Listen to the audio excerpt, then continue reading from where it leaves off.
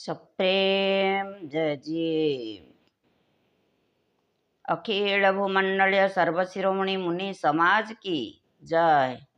आदि स्वर जोगेश्वर शिव कुमार शास्त्री जी महाराज की जय।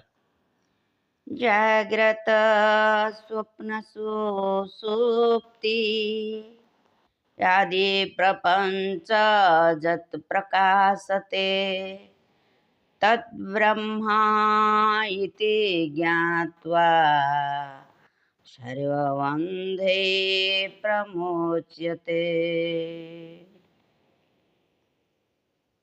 हे आत्मन,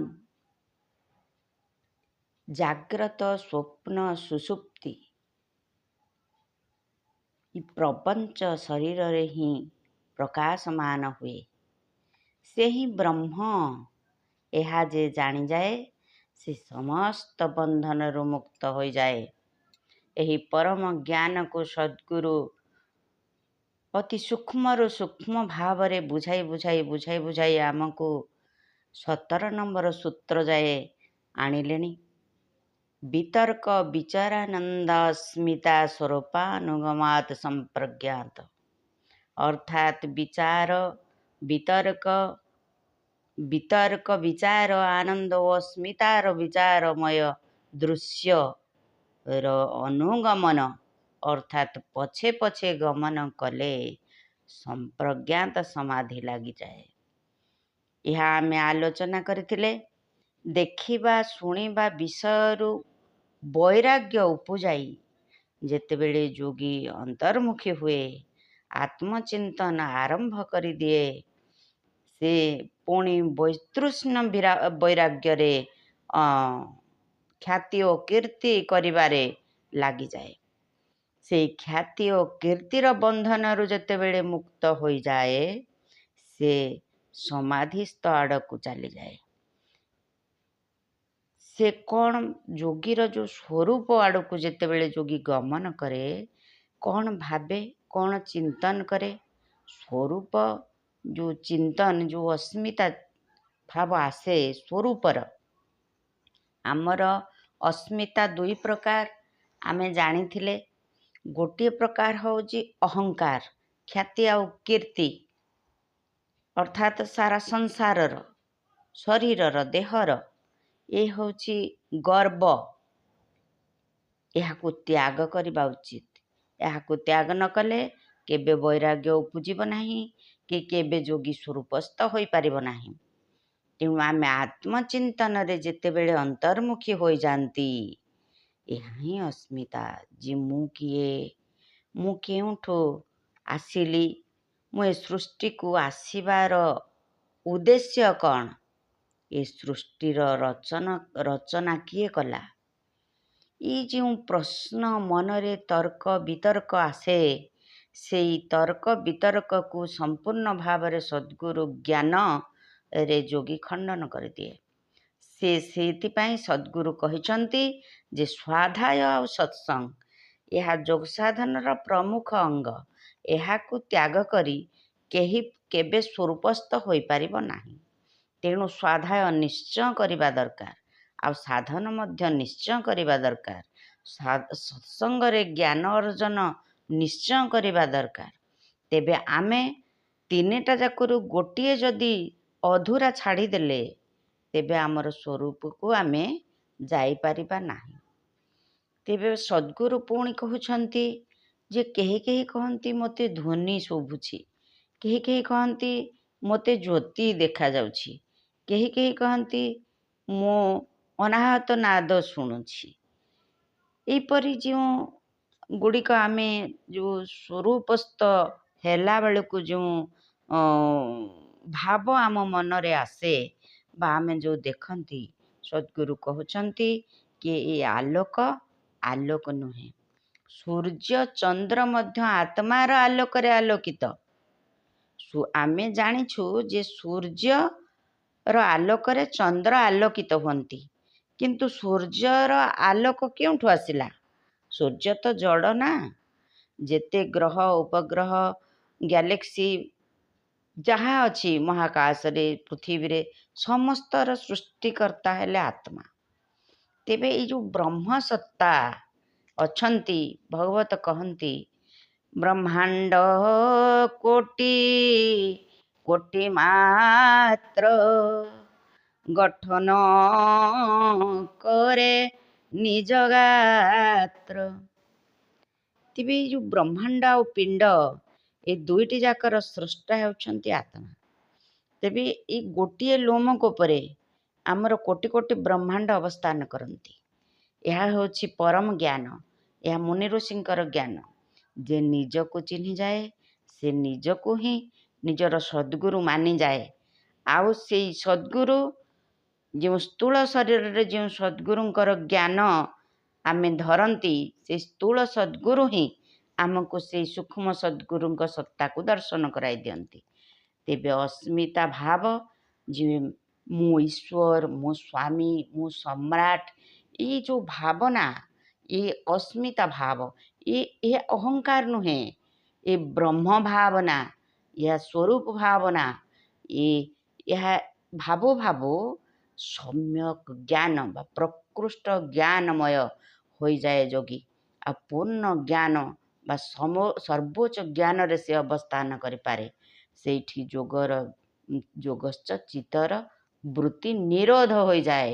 ଆମେ ଯେଉଁ ଦ୍ୱିତୀୟ ସୂତ୍ର ଆଲୋଚନା କରିଥିଲେ, ଯୋଗଶ୍ଚ ଚିତ୍ତ ବୃତ୍ତି ନିରୋଧ ହିଁ ଯୋଗ। ଏଇଠି ଚିତ୍ତର ନିବୃତ୍ତି ଘଟିଥାଏ ଆଉ ସେ ପୂର୍ଣ୍ଣ ଭାବରେ ଜ୍ୟୋତିର୍ମୟ ହୋଇଯାଏ। ଅର୍ଥାତ୍ ଆତ୍ମା ହିଁ ପୂର୍ଣ୍ଣ ଜ୍ୟୋତିର୍ମୟ। ଏହାକୁ ଜାଣି ସେ ନିଜେ ମୁଁ ଆତ୍ମା ଏହି ଭାବରେ ଆନନ୍ଦ ଭାବରେ ବିହାର କରେ। ତେବେ 18 ନମ୍ବର ସୂତ୍ରକୁ ଆମେ ଯିବା। ବିରାମ ପ୍ରତ୍ୟାଭ୍ୟାସ ପୂର୍ବ ସଂସ୍କାର ଶେଷ ଅନ୍ୟ। ଯେଉଁ ପୂର୍ବ ଅବସ୍ଥାରେ ପୂର୍ବ ବିରାମ ପ୍ରତ୍ୟୟ ଅଭ୍ୟାସ କେବଳ ସଂସ୍କାର ମାତ୍ର ରହିଯାଏ, ସେହି ଅବସ୍ଥାରେ ଆମେ ସମ୍ପ୍ରଜ୍ଞାତ ସମାଧିରୁ ପୁଣି ମାନେ ନିରୋଧ ବା ବନ୍ଦକୁ ବିରାମ କହନ୍ତି।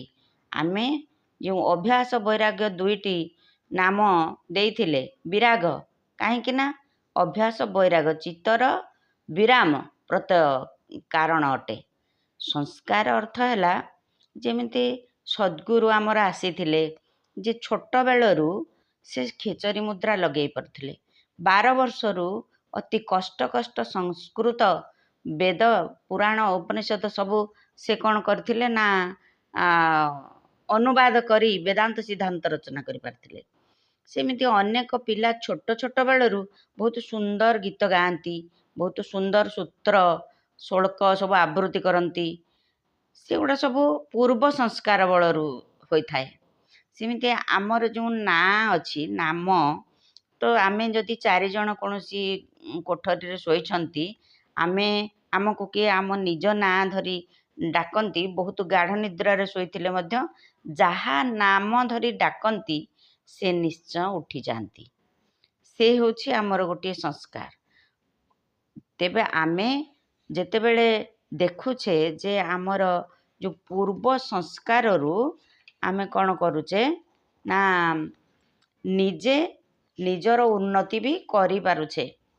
ପୂର୍ବ ସଂସ୍କାର ତ୍ୟାଗ କରିବାକୁ ସଦ୍ଗୁରୁ କହିନାହାନ୍ତି। ମାନେ ଆମେ ଦେଖୁଛେ ଯଦି ଆମେ 7ମ କ୍ଲାସ୍ ପାଠ ପଢ଼ିଲେ, ତେବେ ଆମେ ତାପରେ 8ମ କ୍ଲାସ୍କୁ ଯିବା। ଯେ ମେଟ୍ରିକ୍ ସାରିଲା ସେ କଲେଜ ନିଶ୍ଚୟ ଯିବ। ତେଣୁ ଆମେ ଯେତେବେଳେ ଦେଖୁଛେ ଆମର ପୂର୍ବ ପ୍ରାରବ୍ଧ କର୍ମରୁ ଆମେ ନିହାତି କିଛି ସଞ୍ଚିତ ପୁଣ୍ୟ କର୍ମ ଆଣିଛନ୍ତି। ଆଉ ପୂର୍ବ ସଂସ୍କାର ବଶତଃ ଯୋଗୀ ପୂର୍ଣ୍ଣ ଜ୍ଞାନର ସ୍ୱରୂପ ସାକ୍ଷାତକାର କରନ୍ତି। ସଦ୍ଗୁରୁ କହିଲେ ଯେ ପୂର୍ଣ୍ଣ ଜ୍ଞାନ ବା ପୂର୍ଣ୍ଣ ହୋସରେ ସଦ୍ଗୁରୁ କହୁଛନ୍ତି ଯେ ସେ ପୂର୍ଣ୍ଣ ଭାବରେ ଚିତ୍ତର ନିବୃତ୍ତିକୁ କରିପାରନ୍ତି ଓ ସ୍ୱରୂପସ୍ଥ ହୋଇପାରନ୍ତି। ଅସମ୍ପ୍ରଜ୍ଞାତ ସମାଧିରେ ମଧ୍ୟ ସଦ୍ଗୁରୁ କହିଛନ୍ତି, ବେହୋସ ହେଲା ପରି ହେଲେ ସୁଦ୍ଧା ଯୋଗୀ ମନରେ ନିଜର ସାକ୍ଷାତ ସ୍ୱରୂପର ଜ୍ଞାନ ସଂସ୍କାର ଭାବରେ ରହିଥାଏ। ବୃତ୍ତି ତ ରହେ ନାହିଁ, ମାତ୍ର ଚିତ୍ତ ମଧ୍ୟରେ ଆତ୍ମାର ସ୍ୱରୂପ ଜ୍ଞାନ ବର୍ତ୍ତମାନ ଥାଏ। ଏହି ସଂସ୍କାରକୁ ଆମେ ପଢ଼ିଲେ 18 ନମ୍ବର ସୂତ୍ରରେ ଆମେ ଦେଖୁଛେ ସଦ୍ଗୁରୁ ଗୋଟିଏ ଗୋଟିଏ କରି ଆମକୁ ସମାଧି ପର୍ଯ୍ୟନ୍ତ ଆଣିଲେଣି। ପୁଣି ସମାଧି ପରେ ଆମକୁ ଆହୁରି କିଛି ସୂତ୍ର ଅଛି, ସେ ପୁଣି କେମିତି ସ୍ୱରୂପସ୍ଥ ହେବା ପାଇଁ କିଏ ବାଧକ, କେମିତି କ'ଣ ଜାଣିବା, ସେ ପୁଣି ଆତ୍ମଜ୍ଞାନ ବିଷୟରେ ଆମକୁ ଜଣାଇବେ। ତ ଆମେ ଅସମ୍ପ୍ରଜ୍ଞାତ ସମାଧି ଆଉ ସମ୍ପ୍ରଜ୍ଞାତ ସମାଧି କ'ଣ ଜାଣିଲେ। ସମ୍ପ୍ରଜ୍ଞାତ ସମାଧି ଏହା ଯେ ଯୋଗୀ ପୂର୍ଣ୍ଣ ଜ୍ଞାନର ଅବସ୍ଥାରେ, ପୂର୍ଣ୍ଣ ସ୍ୱରୂପର ଅବସ୍ଥାରେ ରହିବାଟା, ସ୍ୱରୂପସ୍ଥ ହେବାଟା ସମ୍ପ୍ରଜ୍ଞାତ ସମାଧି। କିନ୍ତୁ ଯୋଗୀ ଯେତେବେଳେ ଯୋଗ କରୁ କରୁ ବେହୋସି ଅବସ୍ଥାକୁ ଆସିଯାଏ ବା ନିଦ୍ରା ଅବସ୍ଥାକୁ ଆସିଯାଏ, ବିଭିନ୍ନ ଆମର 9ଟା ବିଘ୍ନ ଆଗକୁ ଆମେ ଆଲୋଚନା କରିବା ସମାଧିର ବିଘ୍ନ। ତ ସେଇଗୁଡ଼ାକ ଯେତେବେଳେ ଆମ ସାମ୍ନାକୁ ଆସେ, ଯୋଗୀ ଯୋଗସ୍ଥ ହେବାକୁ ଯାଇ ମଧ୍ୟ ଯୋଗସ୍ଥ ହୋଇପାରେ ନାହିଁ ବା ସ୍ୱରୂପସ୍ଥ ହୋଇପାରେ ନାହିଁ। ତ ସେଇ ବିଘ୍ନ ଗୁଡ଼ାକୁ ଆମେ କେମିତି କାଟିବା ମଧ୍ୟ ସଦ୍ଗୁରୁ କହିଛନ୍ତି। ଆତ୍ମା ବିନୁ କିଛି ନାହିଁ ଏହା ଯେ ଭାବିଛି, ଅସତ୍ୟ ପଦାର୍ଥେ ତାର ବୈରାଗ୍ୟ ଦିଶୁଛି। ଆତ୍ମା ବିନୁ କିଛି ନାହିଁ ଏହା ଯେ ଭାବିଛି, ଅସତ୍ୟ ପଦାର୍ଥେ ତାର ବୈରାଗ୍ୟ ଦିଶୁଛି। ଭ୍ରମ ଦୂର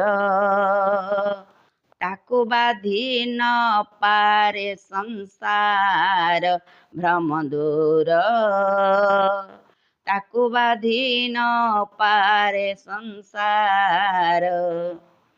ଜ୍ଞାନ ରୂପୀ ସୂର୍ଯ୍ୟ ଯେବେ ଉଦୟ ହୁଅଇ, ତେବେ ଅଜ୍ଞାନ ଅନ୍ଧାର ଦୂର ହୋଇଯାଇ। ଜ୍ଞାନ ରୂପୀ ସୂର୍ଯ୍ୟ ଯେବେ ଉଦୟ ହୁଅଇ, ତେବେ ଅଜ୍ଞାନ ଅନ୍ଧାର ଦୂର ହୋଇଯାଇ। ନ ରହି ସ୍ୱରୂପ ଭାବଟି ପ୍ରକାଶଇ, ନ ରହି ସ୍ୱରୂପ ଭାବଟି ପ୍ରକାଶଇ।